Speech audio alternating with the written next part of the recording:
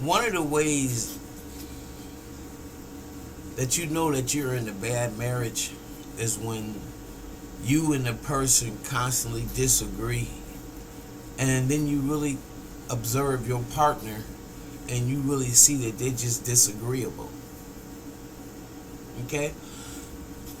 So let me start by welcome y'all to the Mental House with me, your host, Khadija. And I really came to, well, I didn't just come to this conclusion, but I want to know how many more of y'all have come to this same conclusion.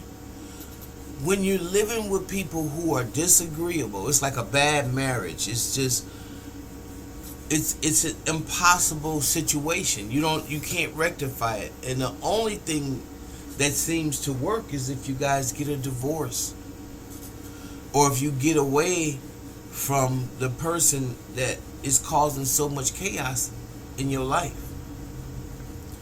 Now, it's one thing when you have been the person that's the perpetrator of the disagreement and all the, I don't think it's one situation where it's one person cause it, but it can. It's an exception to every rule. And there's rare circumstances, because usually it takes two to tangle, two to destroy. But that's not always the case, okay? Because you can have a husband or a wife who is just a bad seed. And there's nothing that you do, that there's like a bucket with a hole in it. And there's nothing that you can do to stop the leak. And that's kind of how I feel about the people we have to share a country with. Of people who have stolen everything that we have. The very fact that we're over here is a crime. A lot of us were, our ancestors were kidnapped. And they don't see that as an issue. They think that, get over it.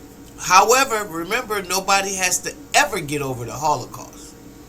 That was so bad for everyone that you must remember it forever and ever and ever and ever. However, your Holocaust that still goes on to this day must be forgotten by any means necessary. They want you to think that you're delusional. So, I was having this conversation with my brother, one of my brothers. And when he pointed out this fact to me, I was just totally aghast. Because I realized that the nature of this European that's over here in America, he can't get along with himself and he can't get along with nobody. And he has gotten very comfortable making us his proverbial other or proverbial whipping post. And you saw that just a couple weeks ago when Charlie Kirk got killed. They began to threaten black people. We had nothing to do with it. They should have kept our damn names out of their mouth. But they so insane. And I have to say it, I'm sorry, But most of my white friends that understand, they know that they're insane. So I don't even have to worry about that, and nor do I have to worry about sparing your feelings, because you already know where I'm coming from. I began to look at all the wars, and I was given this as a reference. So ever since, and I'm not even talking about the little offshoot wars, between 1607 and 1774, you had 1775 to 1783. What was that? The War of Independence. Then you had the early national war, 1883, 1812. Then you had the French-American War between, 1812 and 1846. There may not have been that much fighting in between there. So that was the only period that America, what is that, 31 years? Then you come on up to 1846 to 1848, the Mexican-American War. 1861 to 1865, American Civil War. Because remember, in this time, they had gone and flipped the script. And because of this Baker's Rebellion, it happened in between there. So all bets were off in terms of having an equal and balanced society. Then you had the 1865 to 1917, the Imperialist War. 1917, 1918, World War I. 1918 to 1941 was an interwar period. 1941, 1945, World War II. 1950 to 1957, we had the Korean War. Let me tell you, these people are warmongers. You can't live with somebody that love blood shedding and love the fight and just love it. They just like it's insane. It's like their whole mitochondria DNA is let's war. You had 1945 to 1991 as a Cold War period. 1964 to 1973 though was the Vietnam War. 1973 they call that a post-Cold War era. 1990 continued to 2001. Early 2001, 2021, Iraq, Ukraine, Libya. I'm not done. Y'all get the point?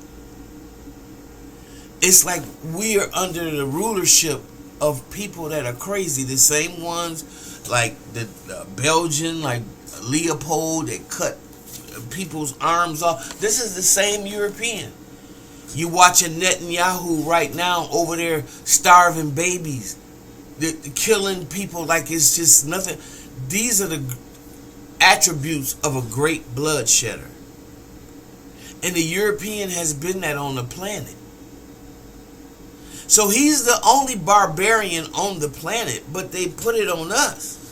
Which I find amazing that you don't read enough. I'm talking about to my Caucasian brothers and sisters. You don't read enough to know anything. But you're the first person to argue. You argue about everything. You argue about when slavery happened. You argue about what you should feel about slavery. You argue, well, everybody had slavery. Yeah, but you failed to mention that it was chattel slavery when it came to us. I've never seen a people who don't have to study, who seem to find themselves in a privileged spot, not to have to worry about anybody else's dilemma, but yet got an answer for everybody's situation. Never seen anything like it. But that's who we living with, and that's who we dealing with. I'm tired of the wars. I'm tired of these disagreeable people, and I'm tired of y'all hanging on to white supremacy like it's a lifeline. It's not. Racism is a construct. You ain't shit. And the fact of the matter is, I consider DEI a little bit different than a lot of other people. I mean, you got dumb European immigrants that are in another country that have claimed it and killed all the indigenous people or put them on reservations, and they're robbers, and they've claimed the land for their own, yet and still they don't even have the wherewithal to know that people have shared their land with them and they took over. And if anybody should go back, you should go back. Because they quick to say that. You go back. Because you'll find out wherever you are on the planet, you are not a native anywhere. Wherever you are, you came and you took. And that's your story.